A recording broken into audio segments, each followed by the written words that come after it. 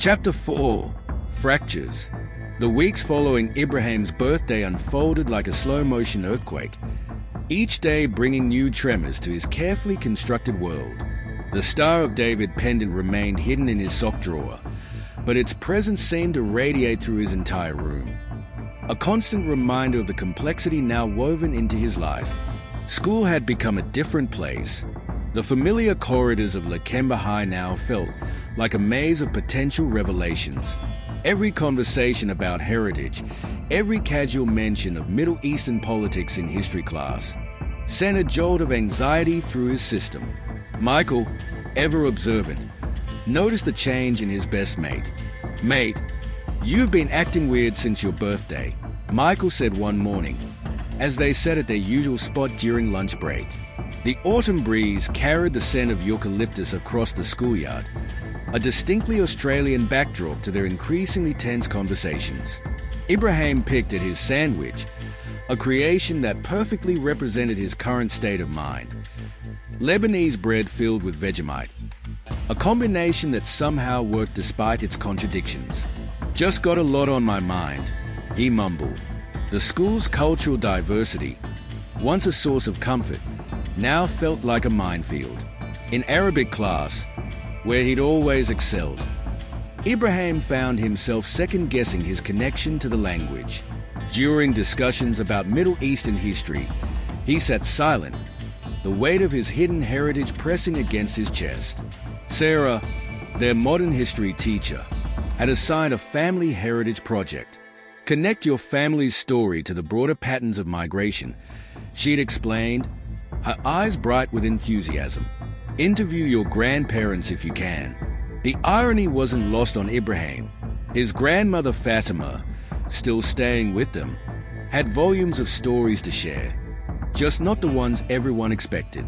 During their weekly family dinner with the Saids, the tension became almost unbearable.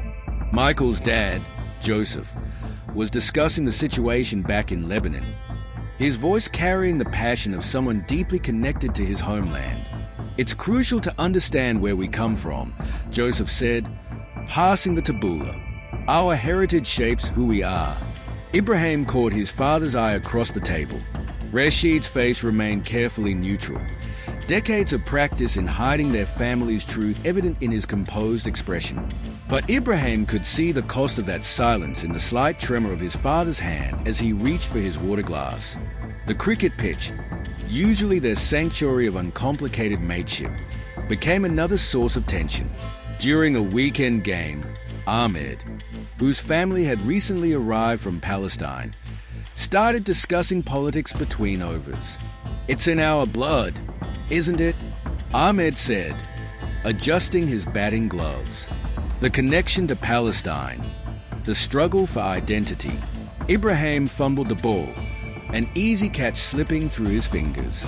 Michael gave him an odd look, noting another crack in his usually reliable friend's composure. At home, the silence around their family's history grew louder each day. Fatima watched her grandson with understanding eyes, recognizing the battle raging within him. During quiet moments in the kitchen, she would squeeze his shoulder gently, a gesture that spoke volumes about shared burdens and unspoken truths. One afternoon, as storm clouds gathered over Sydney, Michael cornered Ibrahiim in the school library. The rain pelted against the windows, creating a private bubble of sound around them.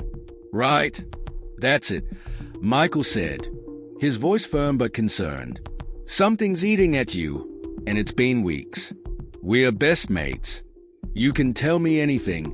Ibrahiim stared at the history textbook open before him, its pages showing maps of historical migration patterns. The irony of studying other people's journeys while struggling with his own wasn't lost on him. "Some things are complicated," Ibrahiim finally responded, his voice barely audible above the rain. "Life's complicated, mate. That's why you've got friends," Michael countered, leaning forward. "Whatever it is, it can't be that bad." The weight of generations of secrets pressed against Ibrahiim's chest. He thought of his grandfather, changing his name, his religion, his entire identity to survive. He thought of his father, carrying this knowledge like a hidden wound for decades. He thought of Michael's family, their Lebanese heritage worn proudly, their identity a straight line from past to present. What if everything you knew about someone wasn't the whole truth? Ibrahiim asked, testing the waters. Michael's brow furrowed. What? Like they are secretly a spy or something? The attempt at humor fell flat between them. Outside, the storm intensified, matching the turbulence in Ibrahiim's mind. No, more like... He paused, searching for words that wouldn't reveal too much. Like finding out your family story is different from what you always believed. The library's fluorescent lights hummed overhead, casting harsh shadows across their faces. Michael studied his friend, concern evident in his expression. Different how? He pressed. But before Ibrahiim could respond, the bell rang, shattering the moment. Students began flooding into the library, seeking shelter from the rain, and the bubble of privacy burst. "We are not done with this conversation," Michael said as they gathered their books. "Whatever's going on, you know you can trust me, right?" Ibrahiim nodded, but the pendant in his pocket felt heavier than ever. Trust, he was learning, was as complex as identity itself. As they walked home through the rain, sharing an umbrella like they had countless times before, Ibrahiim wondered how many more cracks would appear before the truth finally broke through the surface of his carefully constructed life.